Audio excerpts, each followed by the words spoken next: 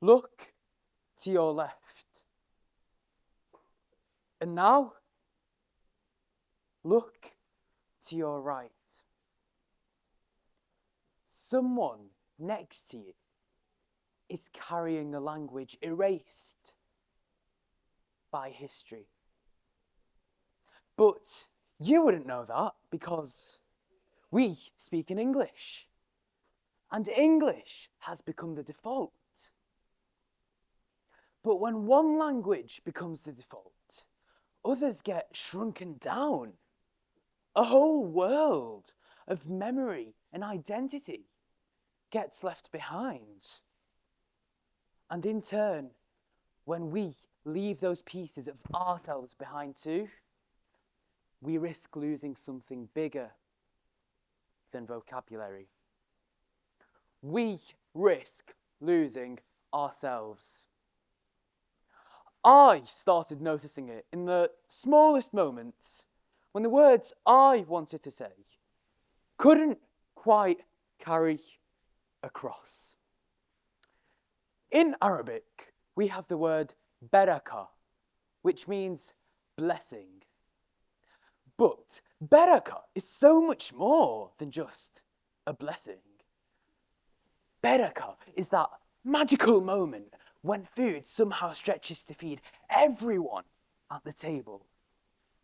Barakah is that magical moment when you're surrounded by people who understand what you mean without you needing to translate. Barakah is that magical moment when you're safe and nothing dramatic is happening. But when I step into English and say, blessing, those worlds and memories that I've made get left behind. And in turn, it feels like I'm leaving behind a piece of myself too. This is because language isn't just a tool of communication. Language carries memory. It carries belonging. It carries identity. And when we leave those worlds behind, we disregard what language completely is. There are so many more other words that don't translate. Take the word غربة, which means homesickness. But غربة is so much more than homesickness. The English word sounds almost childlike. It's saying that the feeling you have is an illness, a disease. It's saying that you need to be cured from your emotions. But the Arabic word, غربة, it's deep, it's resonant. Even the way it sounds, it's aching. It's not describing just homesickness or nostalgia or yearning.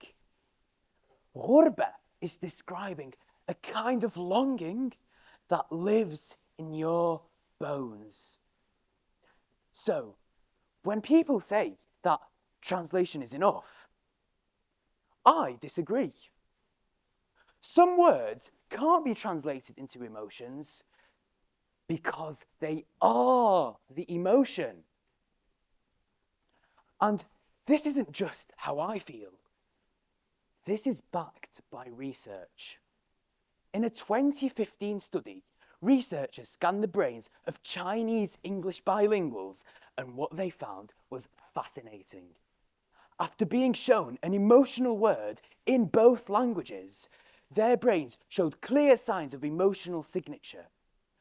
Roughly 250 milliseconds, or a quarter of a second, after seeing the word in their native tongue, their brains reacted automatically and more quickly than in English. That is the moment I realised that our mother tongue is deeply rooted into our bodies. And no second language can ever come as close as that. This is the story of millions. Migrants, bilinguals, children of more than one culture every day. They leave words behind. Every day, they leave worlds behind. And this is a worldwide crisis. Globalization is accelerating. People are mixing, moving faster than ever before. Researchers at the University of Manchester found that now nearly 200 languages are spoken in the city. But even though people are mixing, English is still the default. And in turn, we don't hear about those other languages, so they shrink and they get left behind. It can feel like being stretched. You've got one self in one language and another self in another. And in between the two, something gets lost. When you try to translate, you reach for a word, but it's not there. And you try to explain what it means, but something gets lost. So you decide to remain silent because that's the easier thing to do. But in those silences is when we lose language. In those silences is when we lose our belonging. UNESCO warns that now nearly 2 languages are lost every single month. Imagine that, a whole world of memory, belonging, and identity. Vanished. Gone from the face of the earth. And it's more than just words.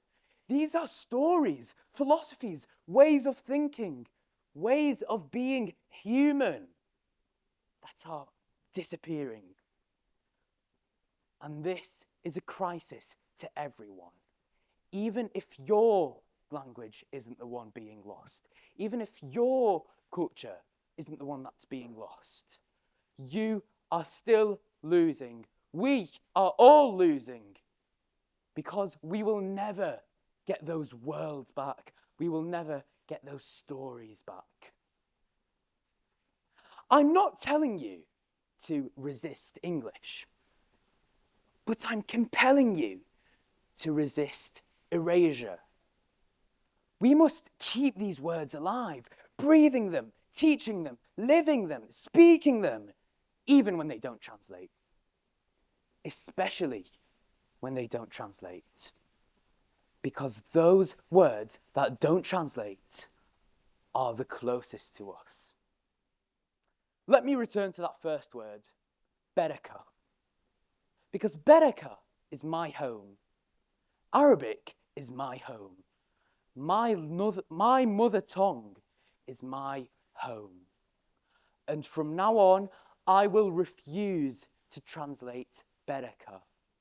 I will refuse to translate those worlds and memories, the smells of spices that don't need translation, the voices of dialogue that's understood by everyone and doesn't need explanation.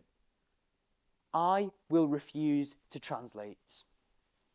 What word will you refuse to translate? Thank you.